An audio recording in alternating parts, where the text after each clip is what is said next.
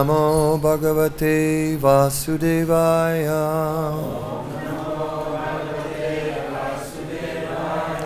Om Namo Bhagavate Vasudevaya. Om Namo Bhagavate Vasudevaya. Om Namo Bhagavate Vasudevaya.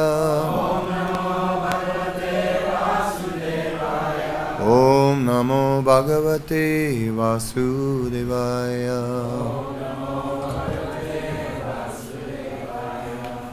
Reading from the Bhagavad-Gita as it is from the 4th chapter, entitled Transcendental Knowledge, text number 17.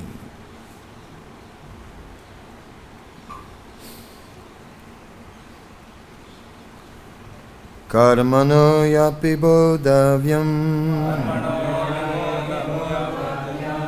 bodhavyam cha vikarmanaha akarmanas cha bodhavyam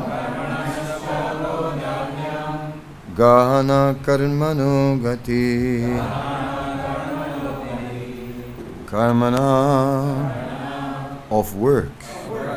He certainly, api also, bodhavyam should be understood, bodhavyam should be understood, cha also, vikarmanaha of forbidden work, akarmanaha of inaction, cha also, bodhavyam should be understood. Kahana, very difficult. Karmanaha, of work. Gati, entrance. Translation. The intricacies of action are very hard to understand. Therefore, one should know properly what action is, what forbidden action is, and what inaction is. Purport. If one is serious about liberation from material bondage, one has to understand the distinction between action, inaction, and unauthorized actions. One has to apply oneself to such an analysis of action, reaction, and perverted actions because it's very difficult subject matter. To understand Krishna consciousness and action according to its modes, one has to learn one's relationship with the Supreme. That is to say, one who has learned perfectly knows that every living entity is an eternal servitor of the Lord, and that consequently one has to act in Krishna consciousness. The entire Bhagavad-Gita is directed toward this conclusion. Any other conclusions against this consciousness and its attendant actions are vikarmas, or prohibited actions. To understand all this, one has to associate with authorities in Krishna consciousness and learn the secret from them. This is as good as learning from the Lord directly. Otherwise, even the most intelligent persons will be bewildered. Om Ajnana Timirandasya Gyananana Salakaya Chakshuram Minitam Yena Tasmai Sri Gurave Namah Shri Chaitanya Manobhistam Stapitam Yena Bhutale Swayam Rupa Kadamayam Dadati Swapadantikam Vandeham Sri Guru Sri Yuta Padakamanam Sri Gurun Vaisnavamscha Sri Rupam Sagrajatam Sahagana Raghunatam Vitam Tam Sajivam Sadvaitam Savadutam Harijana Saitam Sri Radha. Oh, I lost it.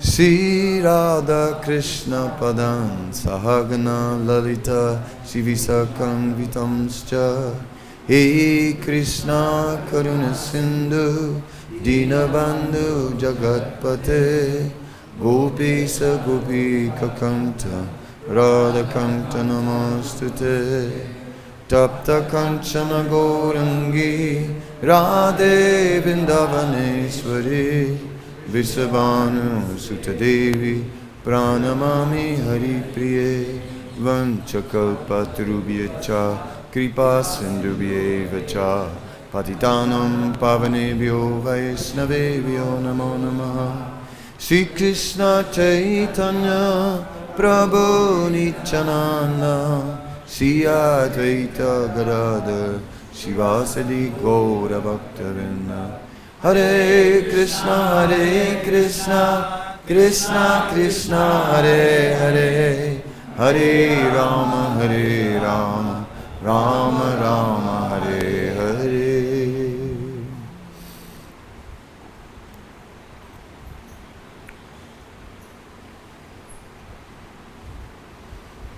So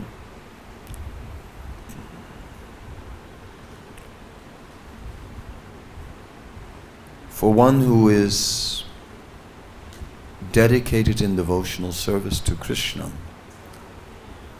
the path is not complicated. The path is simply to act for the pleasure of Krishna. And that means not that we speculate as to what Krishna likes, but simply following the revealed teachings and teachers who are carrying on these teachings. Dharmam tu saksat bhagavad pranitam, that dharma or transcendental knowledge begins with Krishna. So Krishna is establishing the path that we follow, and then evam param para praptam imam rijarsiyo vidu. Then it comes through the cyclic succession to us. And then we are protected. First, in a general sense. First, the sinful activities have to stop. Therefore, first we deal with the vikarma. So we first promise no more gambling, no more intoxication, no more meat, fish or eggs, no more illicit sex. So first the vikarma has to go. The sinful activities, the gross, fallen activities, the activities of strongly influenced by ignorance and passion, which thoroughly bind us in the material world. Those things, they have to go. But yet, before we came to that, we can see that people may be interested in spirituality, but the target is not clear. It's like the compass, the needle is going all over the place. One day visiting this place, another day another place, which have totally opposite philosophies. So then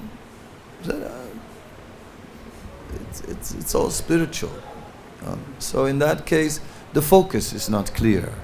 Then the focus becomes clear, and then the focus becomes Krishna. Bhaunam jamanamante jnanavamam prapadyante vasudeva sravam iti samahatma sadurlabha. So it takes many lifetimes before we come to this point that we understand Krishna is the ultimate goal. But then it takes still so much more refinement, beginning by stopping the sinful activities, and then learning what is pleasing to Krishna. Okay, patram pushpam phalam toyam yome bhakti payachati. One may say, okay, a fruit, a flower, a leaf, some water, milk. Yes, Krishna is the protector of the cows. Raghunadas Goswami is describing that Krishna would call the calves and then he would massage their legs. Right. So Krishna is massaging his calves. It's nice when we hear these things. So Krishna deeply cares for our cows. So one can learn how to please Krishna from Bhagavad-Gita. Patram pushpam phalam toyam, a fruit, a flower, a leaf. We can learn that Namo Brahmanya Devaya Go Brahmana Hitaya Cha Jagatitaya Krishnaya Govindaya Namo Namaha. We can learn that first the cows, then the brahmanas, and yet still more there is to learn, more refinement. Srila Bhaktivinoda Thakur is explaining to us which preparations Krishna likes. Now he's not just speaking a leaf, a flower, and so on. No, now he's talking which preparations he likes when we're cooking for Krishna. Chaitanya Charitamrita also describes many preparations, right? And pizza is not there. What can I say? But a sabji made of banana flowers is there. Also, puris filled with cream and sugar are there. So it's not all that bad.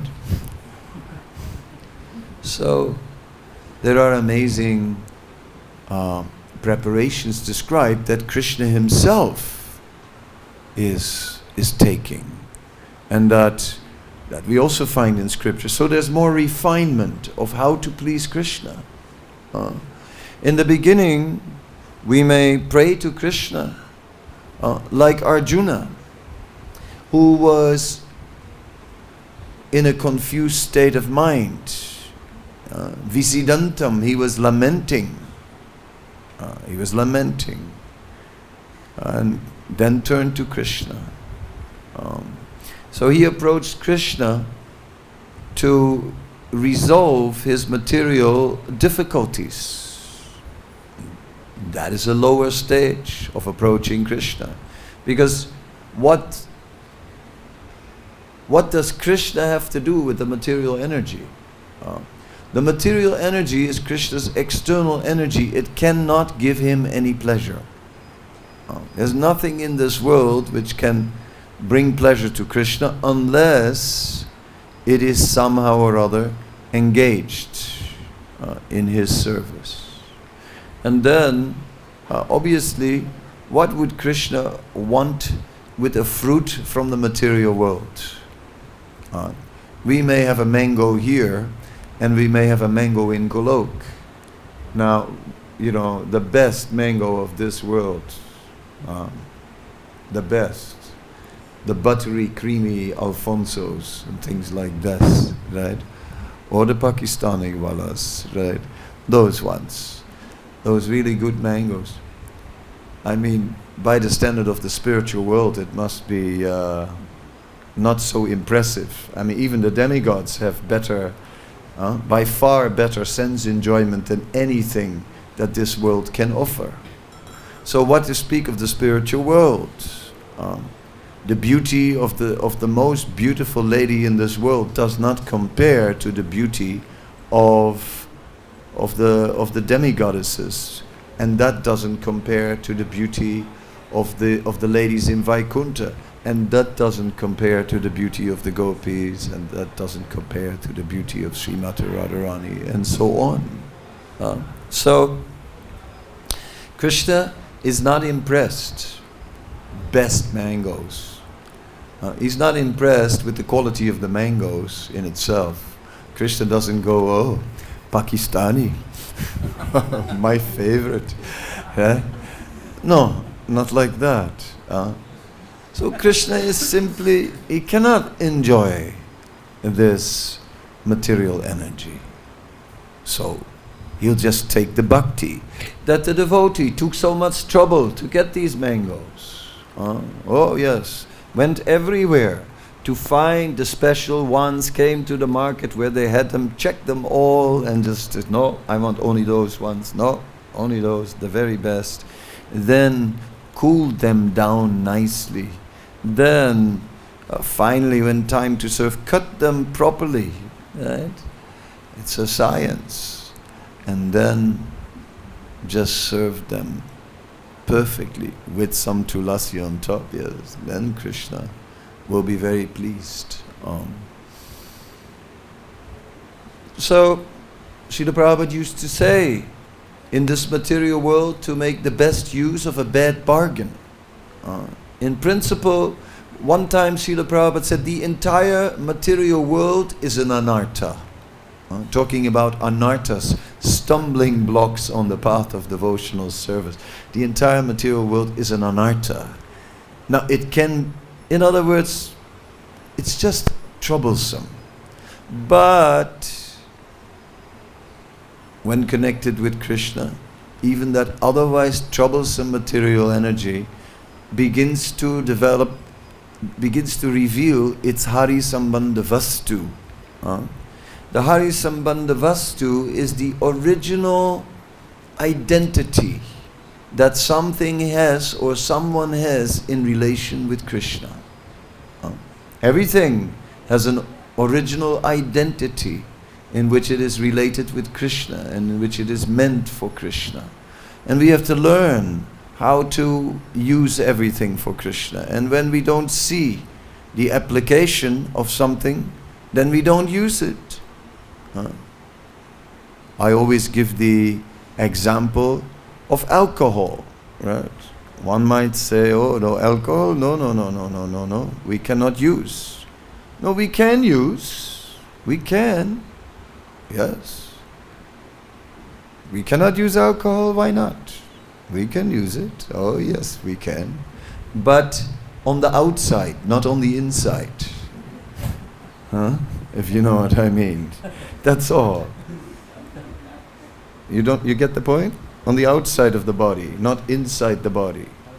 Alcohol on the outside of the body is a disinfectant which you will have to use.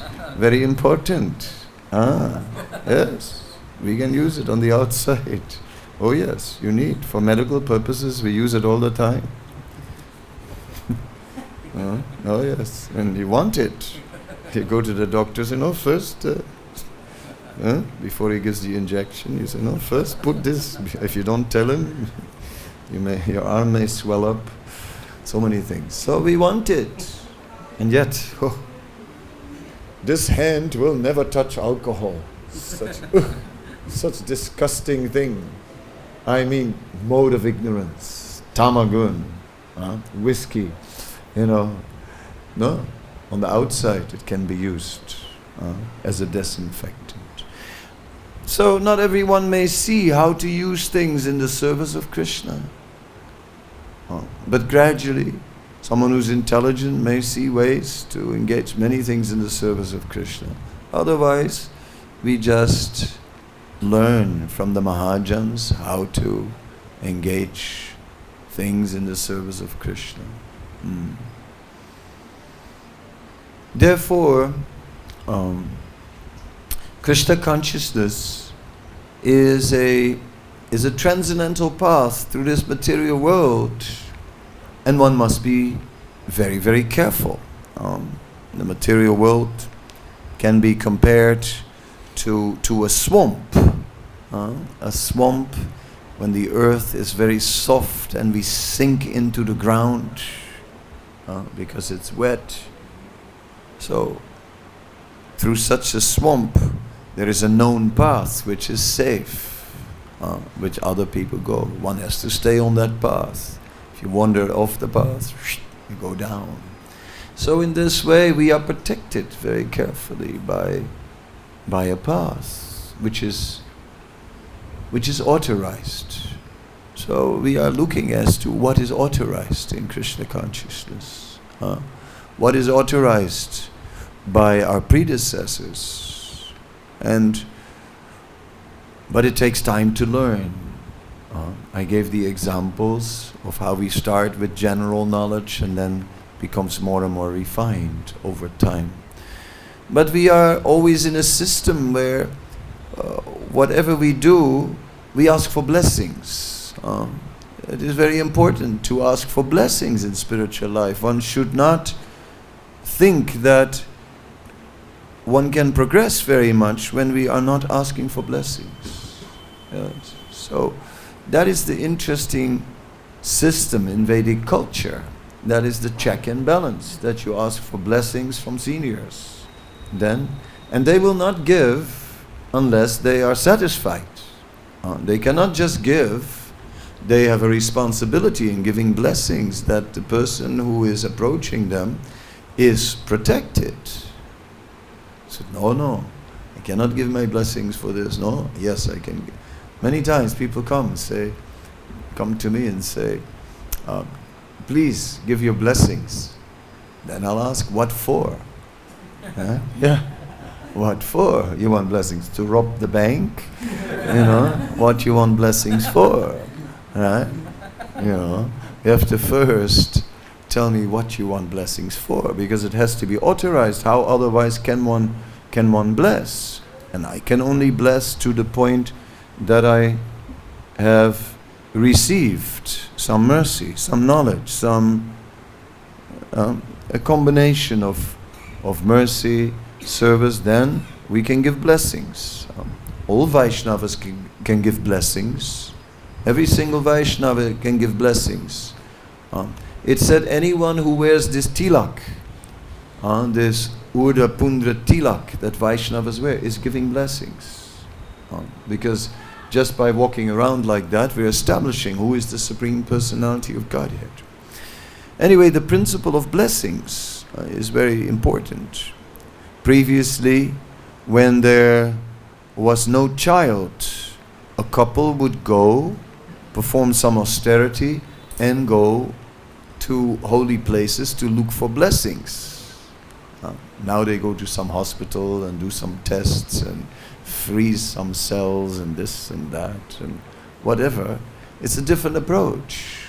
Now we depend on technology and not on blessings.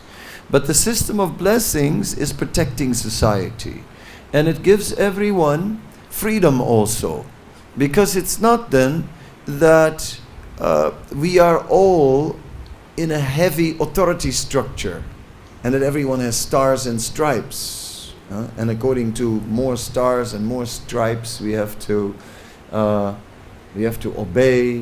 like in a military fashion. No. Rather, we seek blessings. We seek blessings on our own from those that we trust, and of course that are also known and trusted by other senior Vaishnavas.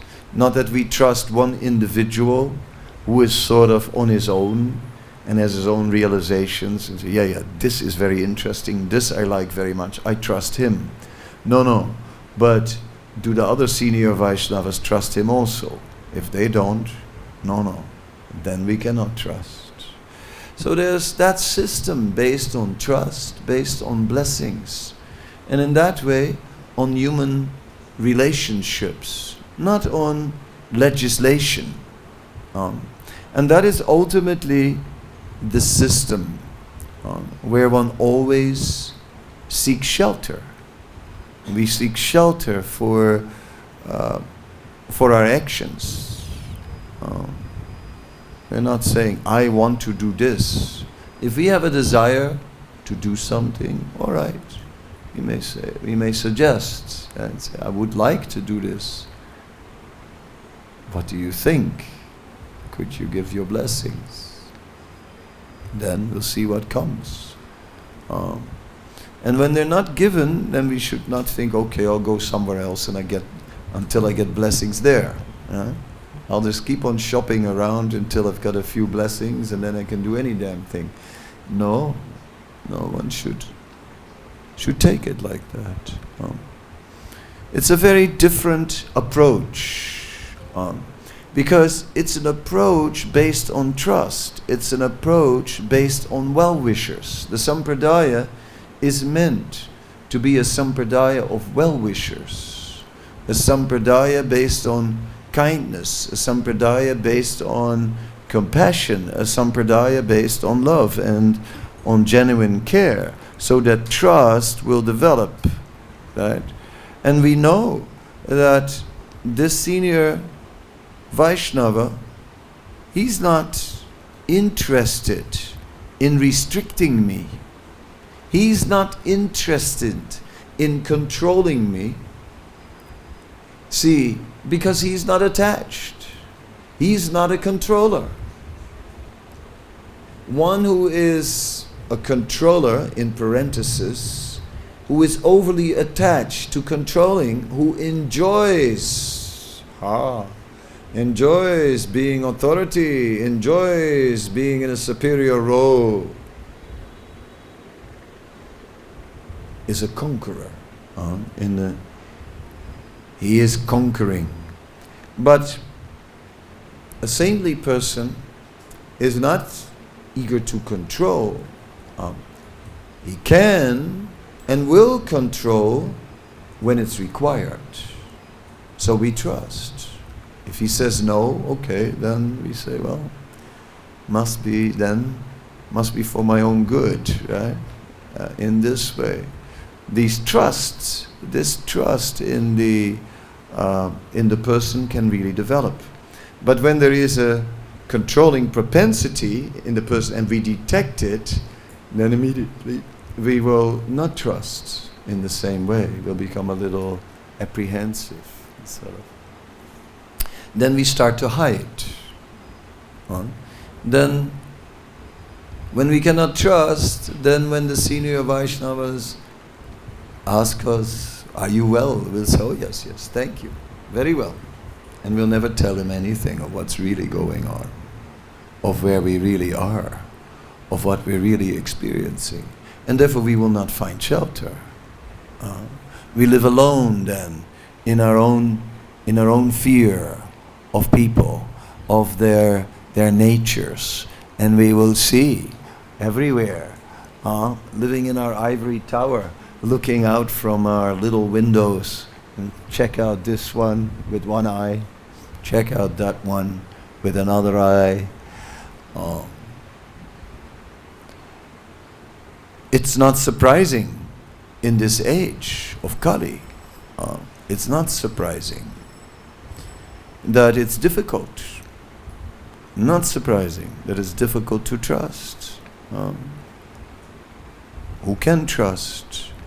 Everyone's trust has been betrayed many times. Everyone in this age. As a result, we become a little careful, a little apprehensive.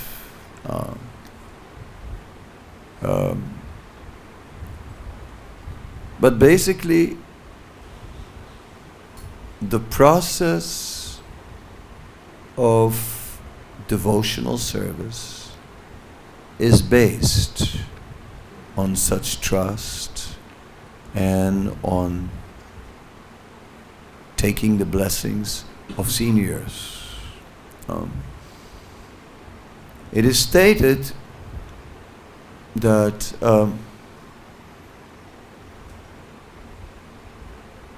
Dharmasya tattvam nihitam guhayam mahajana yena gata sapanta, that the true understanding of religious principles remains hidden within the heart of the Vaishnavas. So you cannot just do it all alone with the books. Here in Vrindavan we used to have a dispensary, and that was for medical emergencies, and in there we had a book which the title of the book was Where There Is No Doctor. Because in those days, and even maybe still, but definitely in those days, the doctors were more dangerous than the disease. Okay, so we had this book, and it was a great book, because every disease you could imagine was in that book. And not only that, all the symptoms, everything. And you had everything to diagnose yourself. Well, you can imagine it was a very popular book. You could see all the All the corners of the pages were turned over many times. A lot of people had been looking at that book. And I used it myself. And we even had a microscope and a lab, and I pinned a hole in my own finger, cut some blood, and put it under the microscope, and I looked at how these malaria bacteria were eating my red blood cells. Gosh, the demons. Right? So like, now it's getting serious. So I took the nuclear pills. Anyway, but as you were reading the book, you would think, yes, yes, yes, I have malaria. Then you read the next page, oh yes, typhoid, I have typhoid as well. Oh my God, I have cholera also. Somehow or other. It all fit, you know. It is really quite amazing. You think, I have a combination of malaria, typhoid, and cholera, you know. It's amazing. Right? So, ultimately, it takes a doctor as well. That's the point. One cannot just, on his own, with medical books, figure it out. We realized. So, yes, the pure devotee, is required. And then there is an old fairy tale which in ISKCON is oftentimes brought out, and that is called "Mirror, Mirror on the Wall, who is the purest of all?" that fairy tale has been, you know, we have special lenses, you know, special zoom lenses we just put on any devotee's heart, and it's like look to see if there is a trace. Is there a trace of anartha, maybe? Rejected, not pure. Next. Not pure. Next. Not pure. Next. Not pure. And like this we can spend our days. Mirror, mirror on the wall, who is the purest of all? But no, it is not like that. We of course are all bowing at the feet of Srila Prabhupada. And then Srila Prabhupada, just like Sri Chaitanya Mahaprabhu, had his associates. And Srila Prabhupada invested in these associates. These associates then, they received a lot of mercy. And the amazing thing is, as one is receiving a lot of mercy, one's power to receive mercy is also increasing. We see in Chaitanya Charitamrita, it is described that the fruits of one's love for Krishna are increasing, and with it one's realization. So great Vaishnavas become great receptacles of mercy by the association of great devotees. And they are studded with jewels they are like golden vessels studded with jewels of valuable moments of association. And that's what we see.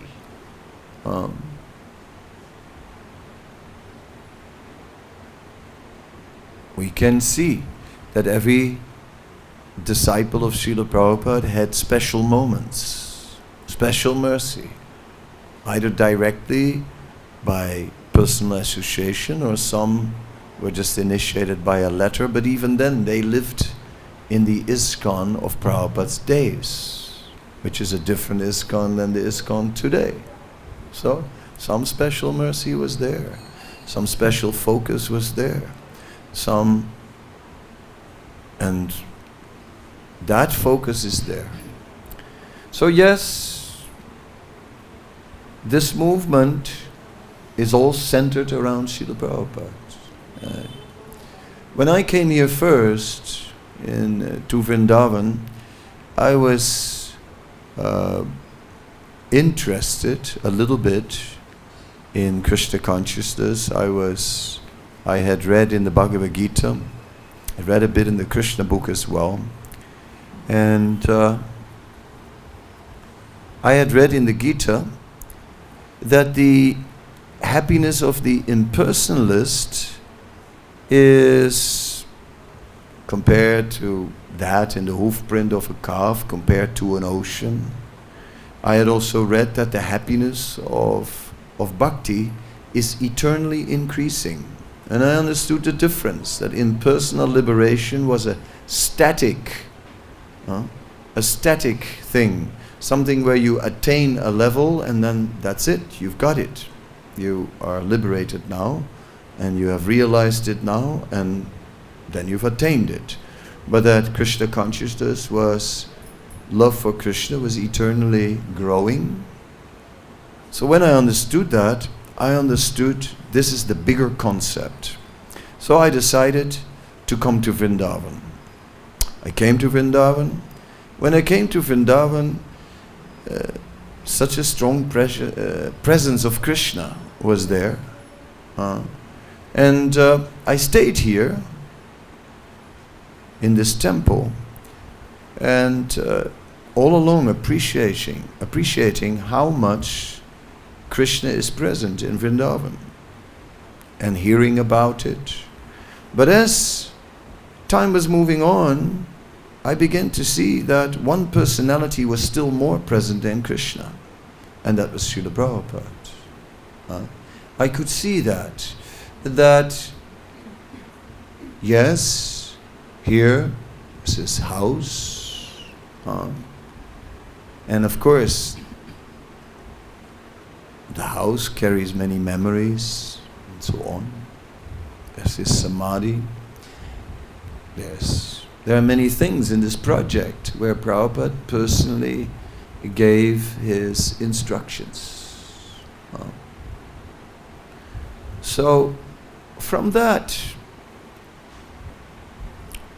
my focus gradually began to shift from Krishna to Prabhupada. And I saw that the leaders of this movement were all focused on Prabhupada. And some, from the earlier days, they could only speak about Prabhupada. I mean, they wouldn't even speak about Krishna. They just speak about Prabhupada. Someone like Brahmananda or Madhudvisa, they all had their stories to tell about Prabhupada. Like there's the famous picture, the picture of the Krishna Balaram temple and all the devotees in front of the temple. You must have seen it. So it was actually Madhudvisa who arranged for that picture. And what Madhudvisa did, he lined everybody up. So everyone took their position. Brahmananda stood right next to Prabhupada, right? Positioned himself well. And then what Madhudvisa did, he stood behind the camera, but he had a trick. He put a timer on the camera. So he put it all ready, so many seconds, right? And then he ran forward and stood next to Prabhupada, right in front of Brahmananda. With a big smile. And then Brahmananda, he grabbed his back and he pinched him as hard as he could. But nothing in the world could wipe that smile of Madhudvisa's face. So Madhudvisa told me like this, right? Then I went to Brahmananda and I asked Brahmananda, I said, so, Brahmananda, is this true? He said, what you think? You think I would let him stand in front of me? But you go look. You go look at the picture. And you see who's standing in front next to Prabhupada and who's right behind him. It's Madhudvisa in front and Brahmananda behind him. I believe Madhudvisa. What can I say? Whatever Prabhupada said for these men was their life and soul. Whatever he said, they would drop everything and anything and go. Go and do it. Brahmananda was sent to Pakistan which was not very peaceful at that time. That's pretty tough. He went wherever, whatever. So there is an inner circle around Prabhupada of devotees who really care about what he said, what he wanted, who live for that, who adjust their life to that, who are not just thinking, okay, what is bona fide? Patram puspam phalam tuyam, okay, any leaf will do. All right, how much leeway do we have? Right? Try and stretch the boundaries a bit. Try and stretch the envelope. Not too much, it might rip. Right? But that's not the inner circle. The inner circle is simply thinking, what is it that Prabhupada really wants? What does he want to achieve? What is the purpose of this whole movement? What was his aim? And what can we do to fulfill it? What did he want us to be? How did he want us to live? How did he want us to sit, to speak? Anything. Yeah. In this way it becomes most refined. Most refined. In that inner circle around Prabhupada, the vision of Krishna consciousness is very refined. And there's another circle, a second circle, of people who are serious about following standards and books and so on and live a good life as a devotee. And then there's another circle, still an outer circle of people who are connected but sometimes go, what can you do? And just I'm trying. Trying means you're not doing. Have you thought about it? When someone says, I'm trying, that means they've already built in, it's not gonna work.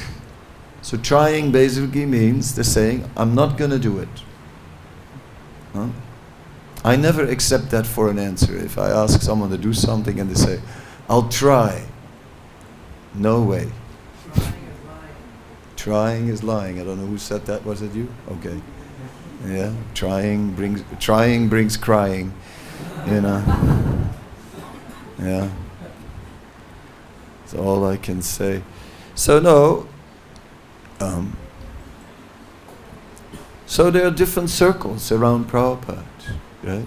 There's maybe a very big circle around Prabhupada of people who have somehow or other heard about him, people who have somehow or other connected a little bit, been touched by this movement. So like there's different circles, right? I saw Vaishnavas of these circles here in Vrindavan, and I desired to connect with the ones who were in the inner circle and to come closer and to get there myself, still trying, still crying.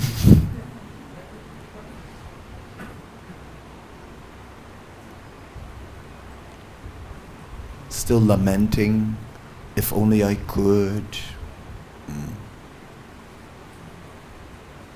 If only I could means, if only I could conquer my mind. If only I could conquer my senses. Because if I can switch off the mind and the senses, what's in the way? Then, just do whatever. Say, but what if you're in a wheelchair? Great. You can really preach in a wheelchair. I mean, we see in Jayapataka Maharaj, right? Whatever Maharaj is doing, he's just not going to give up, whatever the condition is. It's not, I mean, that's something. Definitely something. Yeah. I mean, most people would have by now said, okay, I retire. Not Jayapataka Maharaj. He will never retire. Prabhupada didn't retire. Are we going to retire? You sure? Are you sure? It's not so easy. It's not easy. As time is moving on, as we're getting older. When you're young, what do you need? You just throw your energy at a problem. Any problem that occurs, you just throw your unlimited energy at it. As you're getting older, you don't have that energy anymore. And then what will you do? And it all breaks down little by little, right? Until you become weak and sort of vulnerable, and a little thing can sort of throw you off. And then the future is not bright, physically speaking. If it's already this bad now, how bad is it going to be tomorrow? Who's going to look after us? That kind of fear is deep. Are we then ready? So to be in the inner circle is a high price to pay. The price to ignore the mind, to ignore the senses, and to focus on the desire of the superior Vaishnavas. That's the inner circle. Anyway, so we can see how in the outer circles or around Prabhupada, the focus is not always so fixed, not always so clear. But it becomes more and more focused as we get more and more in the inner circles. Sooner or later. That's where you really want to be. If you want to be somewhere, that's where you want to be. But then, as I said, there are so many circles, so we sit in a community of Vaishnavas, and there are so many who are sort of happy to be in the second circle or in the third. It's comfortable, it's okay. And then we look a left and we look a right, and then we just do what everybody does. And the old herd syndrome, the old herd syndrome comes out. Like sheep. We'll just be like sheep. Oh, they're not doing, then why I have to do? No. We have to give it our best chance to really, really, really focus on following the Mahajans.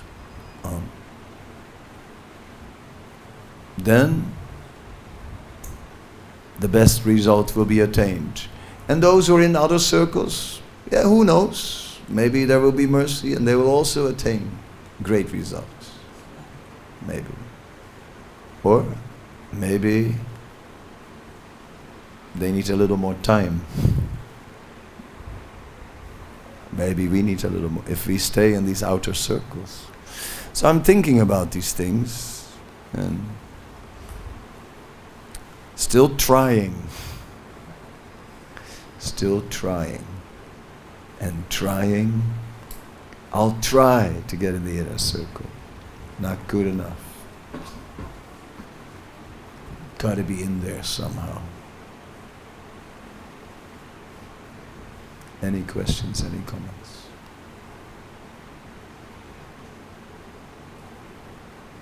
You ever go to Los Angeles? Los Angeles. I'm from there, my mom's there. She would like to hear you speak. I mean, it may have to be on the internet for now. But who knows? Who knows? Yeah. Sometimes I come. Once in 10 years.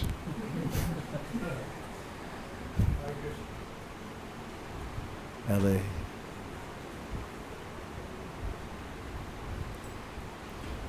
Yes. I cannot hear one word.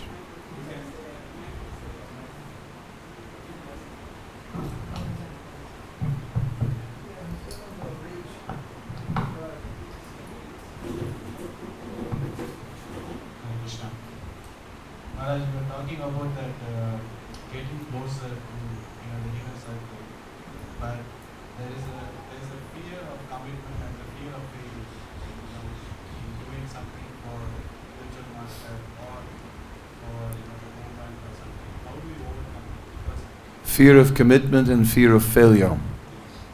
But maybe something left over from exams and all these kind of things, right?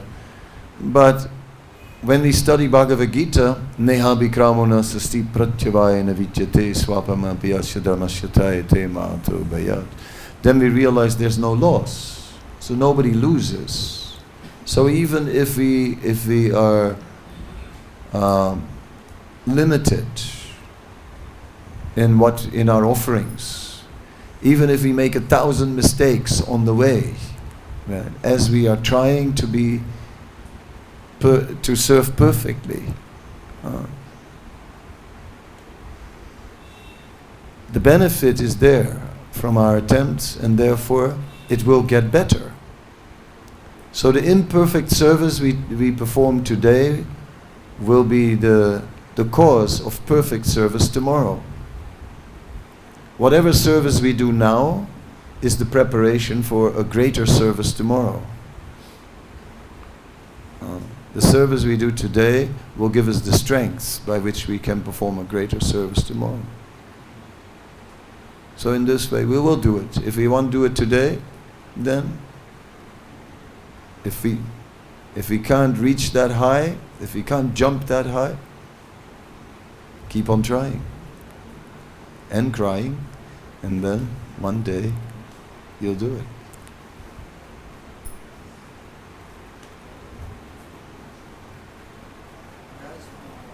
Microphone may be coming this way.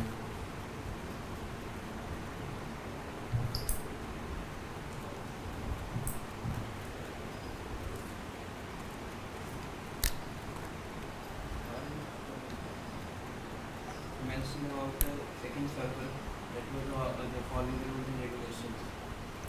So, if you follow the instructions of our spiritual master, do we remain there or we enter into the deeper circle? In the second circle, I mean, if I was sort of referring to people who you can't really catch them that they're doing something wrong in terms of they're not breaking any rules. They're followers, they're good followers, right? But just like when Madhavendra Puri was traveling around the world, he saw many people who were very religious and who were very nicely following. But it takes those who go out of their way. It takes to get into the inner circle, we have to really give it our very best, not hold back. So one may follow all the rules and regulations, but still hold back some of his energy for himself. One is not just fully giving. So much I will give. One is still like a little miserly in that regards. It's like you open up your purse and I'll give a donation, and you take out some, a coin or something. Well, these days, even 100 rupee note is nothing, right? So, 100 rupees. And for most people, what do you do with that, right? Here, for your mandir? No, I don't want 100 rupees. I want 1 crore. That's only the beginning.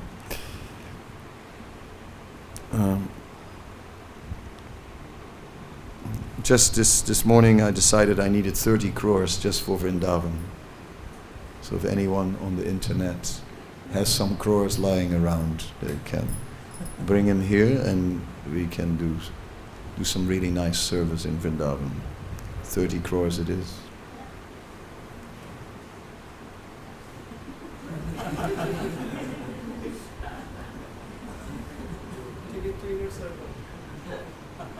No, but Prabhupada was like this. Prabhupada wasn't like wasn't like, are you nicely situated according to your psychophysical nature in Krishna consciousness? Do you feel comfortable in the process of bhakti and everything is fine? Please, Let me know if it requires some adjustment. That was not Prabhupada. Prabhupada was driving a mission and asking people to do very difficult things.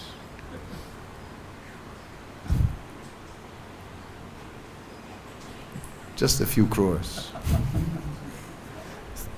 30.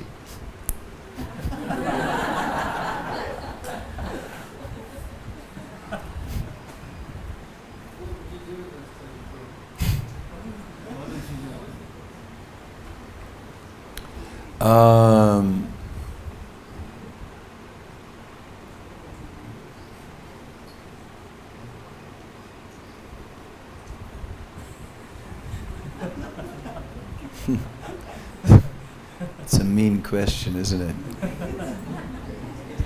I can give a general idea of what I would do with the 30 crores, but I can't say everything, because some things in this world, if loose lips sink ships, right? So when it is about matters of 30 crores, there are a few matters which are confidential for a while. So that's also there. But I personally feel that here in Vrindavan, we became almost a victim of our own success. Once upon a time, Kartik used to be something where we, the devotees, in the late 70s, the devotees would just be ecstatic, chanting during Kartik, and in front of the deities, and we had visitors, but we had so much space to ourselves, get absorbed in the Damodarastakam. These days, I mean, I don't know if you're here in Kartik sometimes, but if you even dare to step into the temple in the evening to offer a lamp, you are brave. So that's the first thing.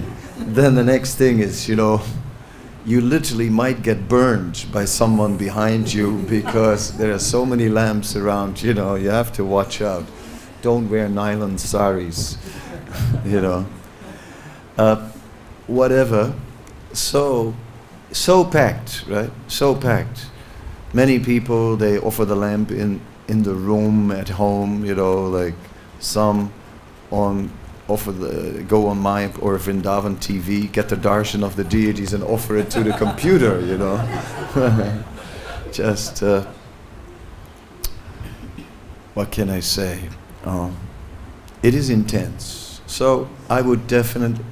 Now, this temple is Prabhupada's temple, right? This temple is a monument that should stay as it is, should be preserved, and, for as long as we can. So it means there has to be another temple. So I would use part of that 30 crore to build another temple. Now I'd build a smart one.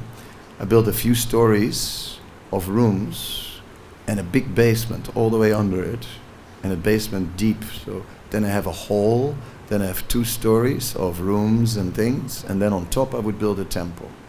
Then it would make that the big temple, and all the crowds would go there.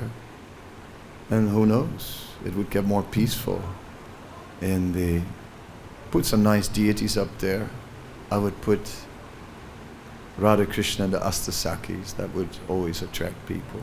I even had another revolutionary idea. Don't know if that's going to fly.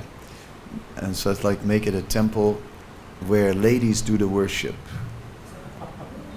That would take care of our internal needs in Vrindavan, give them a break, and it would become famous. All of Delhi would go there. Great. All of Delhi would go there, We'd put a few guards, with big mustaches and things. But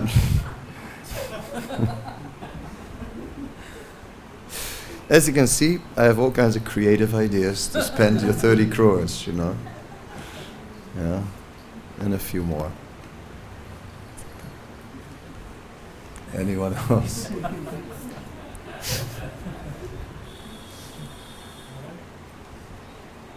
Mike.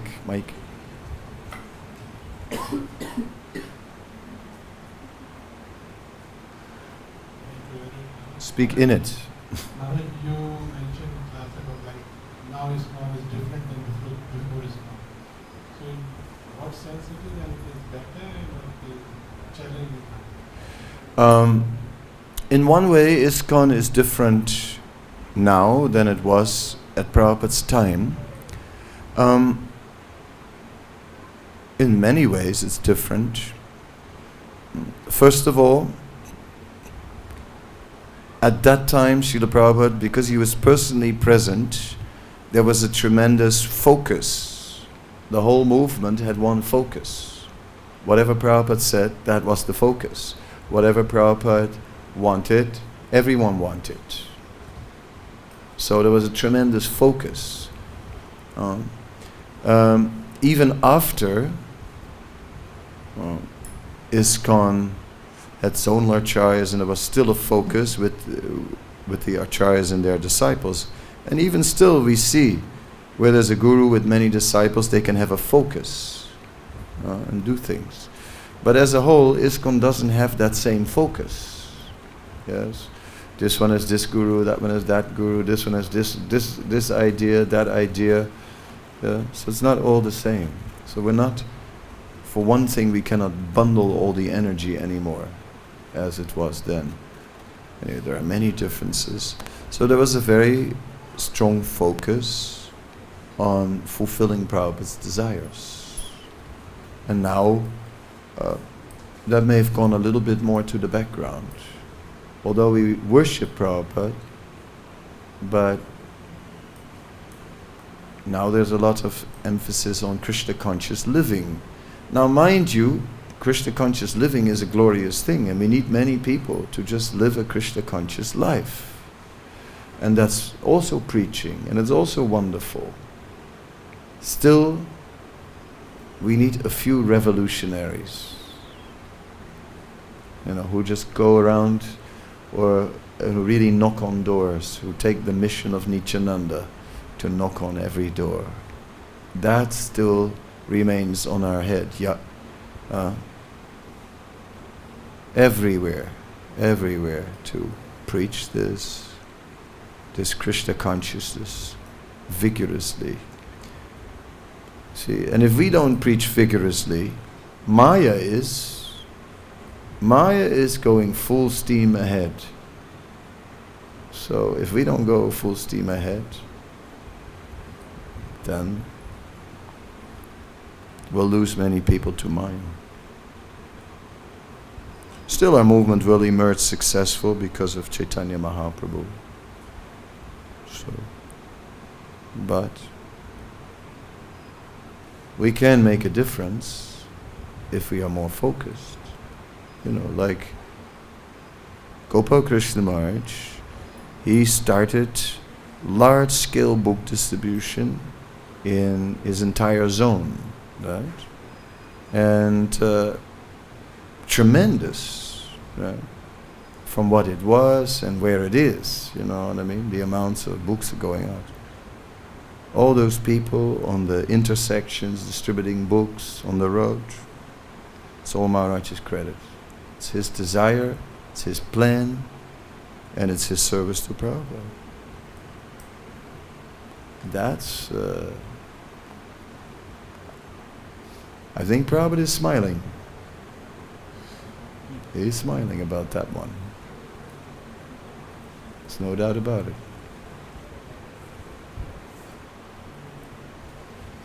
Okay, I thank you all very much. Srila Prabhupada ki jai.